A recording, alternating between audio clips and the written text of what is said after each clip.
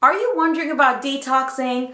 Are you a beginner? Are you somewhat in the middle? You know what? This video is going to cover everything you need to know about detoxing. I am doing a masterclass, so stay tuned to the very end where I'm going to give you a power tip about detoxing. Okay, this is going to be a long one, I'm just telling you right now, because I want to make sure to pour out all my knowledge as a nurse, as a wellness advocate, and as someone who has done this to incredibly transform her life. I am a mother of 5 gorgeous, wonderful children, ages 10 to 1. So as you can imagine, my body's been through so many changes over the past 10 years when I've had my children. You have getting pregnant and then like shedding off all those hormones after pregnancy, shedding off the weight. I've been through so many cycles through breastfeeding and through weight changes, life changes, stress, diet changes, exercise habits, so many things that have brought me to this point. And I just want to share those nuggets with you and get your health to a better place. So let's talk about detoxing. What is detoxing? It's a buzzword sometimes. It goes in and out of season, right? But you hear it come up. And detoxing is essentially saying, you know what? You have a trash can in your body and you want to empty it. Is that too simplified? Maybe. You have organs that clean your body. You have your liver and it removes toxins from your blood. You have your kidneys and they clean out your blood for impurities. That's where your urine, your pee comes from, right? Your blood passes through your kidneys, pee is formed, and your blood passes through your liver, and all those extra ingredients and your dyes and your food colorings and your preservatives and the things you shouldn't be drinking or eating, all those things are processed by your liver, and it sometimes just gets clogged. Another area of your body that gets clogged with trash is your intestines. Okay, listen guys, let's just be honest about our diets, okay? For just a minute. We're eating stuff that we know we shouldn't eat. And like in the process of eating it, you're already starting that negative cycle of, I shouldn't be eating this. So the guilt is there. Because of the guilt, you're eating even more, trying to shut it down, right? And then you feel horrible after you're done. All of that has to be processed, yes, by some of your other organs, but also by your intestines. And some of that junk, especially when you're low in fiber, remains like in your intestinal lining, and it just collects and collects and collects and collects. And when you do a detox or when you do a colon cleanse, which is cleaning out those intestines, you'll be like, I don't know where this stuff is coming from. Why am I filling the toilet? Oh, look, I've lost 5 pounds all of a sudden. And it's just because you got the trash out. And those toxins, all that trash, can cause a lot of health issues. We're not going to get deep into that area, but I do want to talk about the detox and why it's important. So I need to bring up some of those elements just to show you the reasons why you need to do a detox. Detoxing can come in so many ways, so many forms. There's the heavyweight detoxing, and then there's the easier detoxing. We're going to talk about all of them.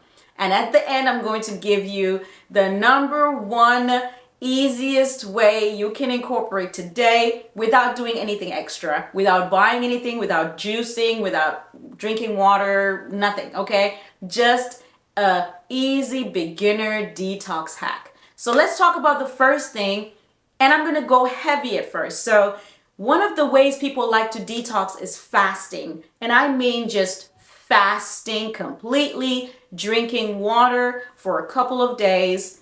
Now, this method is very harsh. And when I say harsh, I don't mean like it's bad, but I just mean when you go from living your life however and putting all these toxins in your body, cutting every supply off and drinking water, you may have negative reactions. So you may suffer a lot of headaches. You may have just like irritability.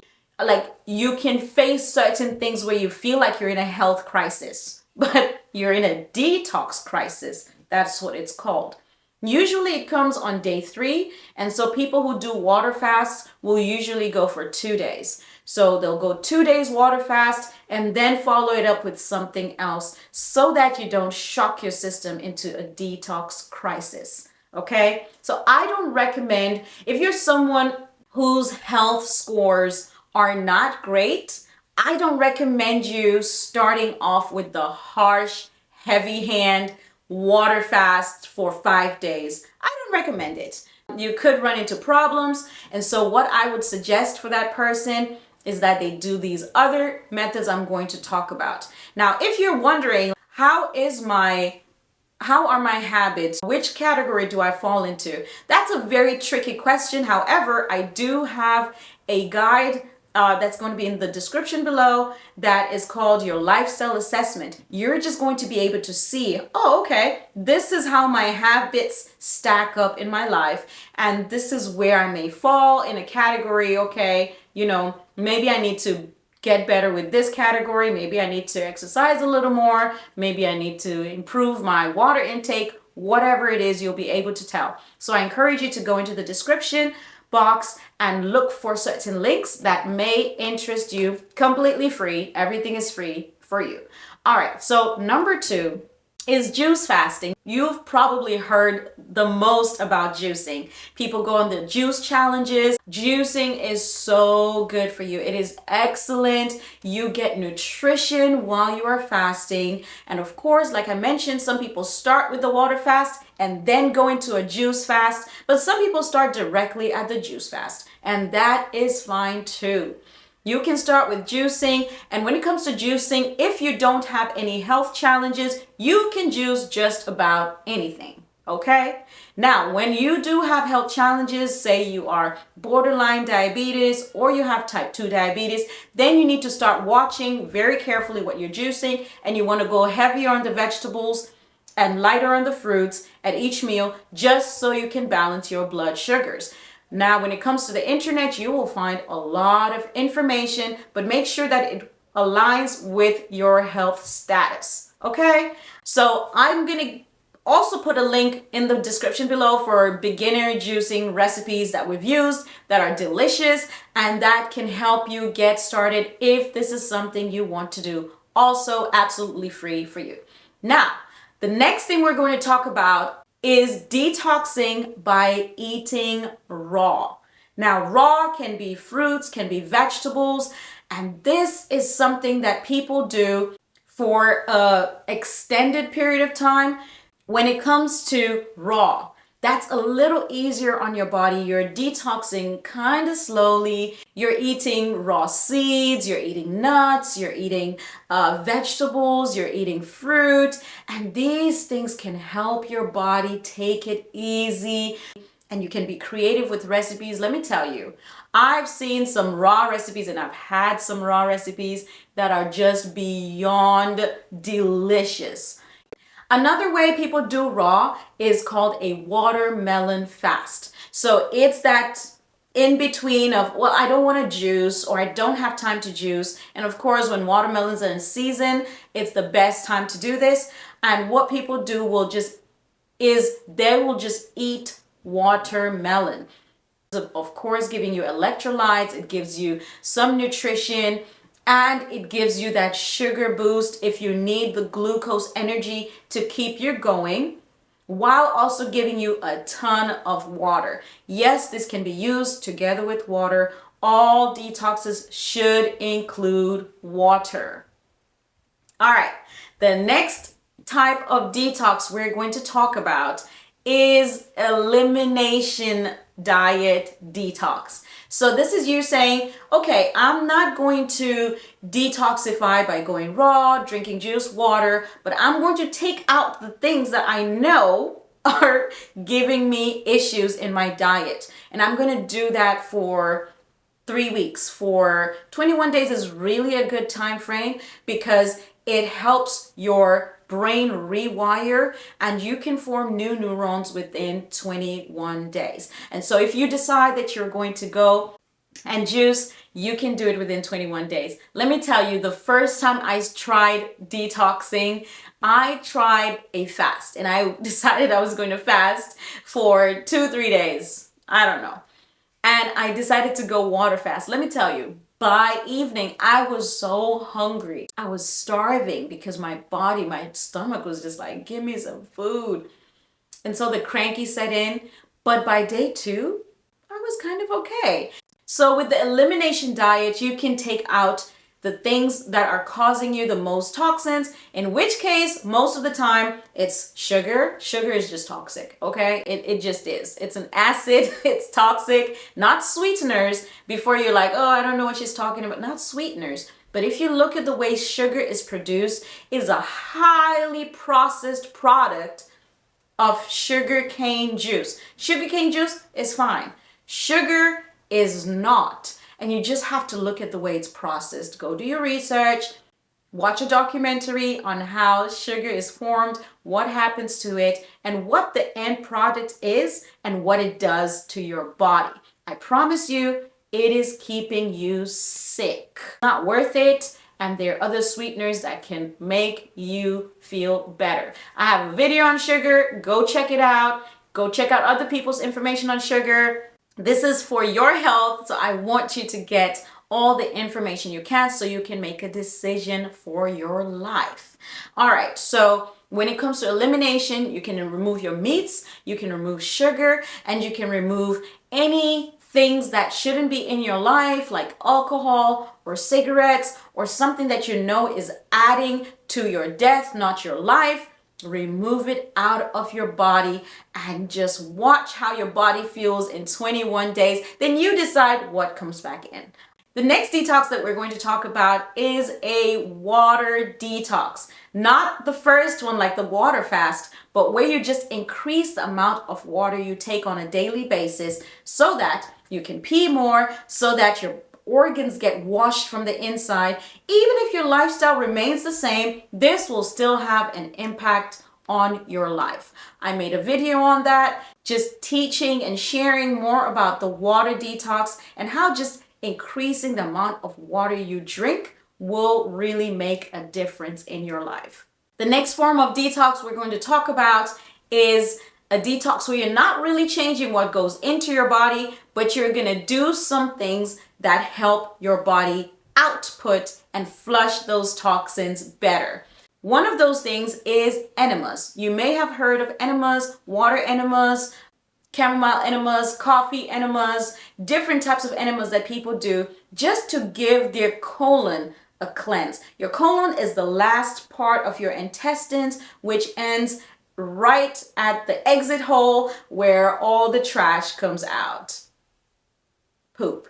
Okay, so this is a method where people just insert water, insert coffee, because coffee helps cleanse the liver as well, and they just end up flushing out so much, and you're just like, I don't know where that was. Well, it was in your colon, and the water going in there helps wash it all out. So that's another way that you can do a detox every now and again. Just help your body get rid of the trash that's already in there. The next form of detox is going to be using supplements, herbs, supplements, products that you buy that are labeled for detox. Now, these work in various ways depending on the supplements that you buy, but there are certain herbs that help your body get rid of heavy metals or get rid of certain toxins produced by foods, or get your immune system boosted so that you can detox any kind of bacteria or viruses that are in your body, or certain things that help you detoxify and reduce elimination. So you just want to look for products that are natural, whole plant based. And the reason for this is all these chemical products that we keep putting in our body, because it's in a pill form, are causing us hurt, and they have side effects. Now, things that come from plant sources, unless they are overdone, typically do not have side effects, or the side effects are really, really pleasant. So if this is the route you would like to take, then make sure to go and do your research, pick a product that will help you detoxify, and whatever you decide to use, make sure you can see that it has really great reviews. Well, that's a lot of information about detox, right? And I know I'm just coming at you and I'm blah, blah, blah, blah, blah. But listen, this is really great information that has helped me so much and has helped so many people. And whenever I do wellness consulting, or whenever I'm helping someone overcome something that's going on in their lives, or women with hormones, detoxing is one of those things that we certainly definitely use, and it really helps the person get rid of the things that are already piled up against them so that they can make positive progress. So you just want to let it all out and make positive progress and just feel so much better almost instantly once you're done detoxing. Now I'm going to tell you that one thing that I told you, if you stick around here for, you're going to get this really, really, really great tip, great nugget for detoxing. And here it is. One of the simplest ways to detox is to engage in intermittent fasting. Now, what is intermittent fasting? It's this word that, again, I've seen come up a long time. I've been doing this for 8 years. And when I learned about it, it was at a point in my life where I really needed it, didn't know I needed it, but it had these so great positive changes in my life, including instant weight loss. Now, instant is a strong word because, it's not like 5 minutes, but it is the easiest way to lose weight, to detox, and to cause so many other things in your body to feel better. So intermittent fasting just means that you're not constantly in a fast. You fast, you break the fast, you fast, you break the fast. What does that sound like? Sounds like the daily cycle of eating, because you go to bed and while you're sleeping, technically you're fasting. You wake up, you breakfast, and then you continue with your day. Intermittent fasting is best done for the evening meal. I know a lot of people who are doing intermittent fasting by fasting that breakfast meal, but there's some issues with that, because breakfast, if you do your breakfast right, it starts up your metabolism. It gives you a robust amount of energy for the day. You don't even feel like you need coffee or anything to keep you sustained, because you have the energy sources from the food you ate. Does that make sense? Food is the fuel for your life and for your body. And so a lot of our breakfasts are really quick. We eat a little bit, we grab a bagel, we grab a sandwich, we grab a bar, we grab a nugget, and we're gone. But we're starting our day. The system is starting. The engine uses the most fuel when it starts. And that's your body as well. You need to eat a hefty breakfast. And when you eat that hefty breakfast, you have a constant source of fuel for your day. Your days will just go so much better. Just try it. Okay? Don't argue it. Just try it. And so if you eat your heavy breakfast and then you eat another heavy but a little less heavy lunch, or it can be just as heavy, doesn't matter. Breakfast by 8, you're eating nice heavy meal. It'll take time, but you'll get used to it. And then for lunch, you're eating another heavy meal. Now let me go back to breakfast real quick. With your breakfast food, if you're eating, I don't know, something terribly sweet, like the cinnamon pancakes that they give you at like IHOP or something like that, you kind of don't want to eat a ton of that, because all you're going to do is spike up your sugar. And that's going to cause you to have a miserable day. So you want to eat good sources of nutrition, heavy proteins. You want to eat a ton of protein. You want to eat a good amount of fat. You want to eat fat. You want fat in your life. Fat is so crucial. I don't have time on this video, but you want fat in your body. A lot of things in your body are made of fats, run by fats. A lot of people have hormonal imbalances because they don't eat enough fats. in order for them to be formed and produced by your body, need fats. And a lot of people have nerve issues because they don't eat a lot of fats. Come on, guys, please eat healthy fats.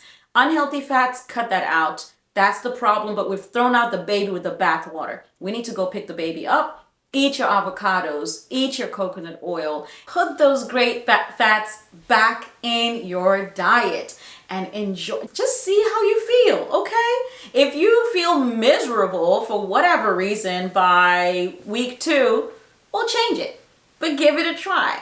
Eat heavy breakfasts, enough carbs. You don't have to eat a ton of carbs. The less processed, the better, but do what you can at first. Eat your potatoes, eat your bread, whatever. If you have health challenges, I'm not the person you should be listening to. Talk to your doctor. But if you're just someone who's like, I want to get better and I don't have many health challenges, try it, okay? Eat that. And then for lunch, eat another nice heavy meal. You know, it doesn't have to be as heavy, but eat a good lunch. And you're going to see by supper time, number 1, you won't be as hungry. Now is the time you could eat like a salad. You could eat a soup, a light soup, or drink a broth, a heavy, nutritious broth, and you won't even feel hungry. You could juice, or you could do what I've done for the last 8 years and not eat supper. Of course, this is always different when I'm breastfeeding. When I'm breastfeeding, I always eat all 3 of my meals heavily because yes, I need to form enough food for my baby.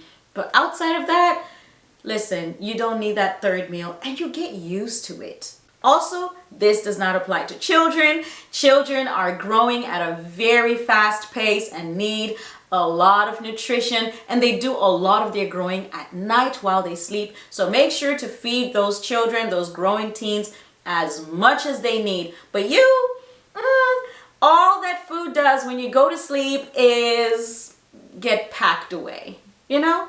I mean, you know, because you just wake up and you're like, I don't know where this weight came from. It came while you were sleeping. Am I being too harsh? Listen, I needed this help too at some point.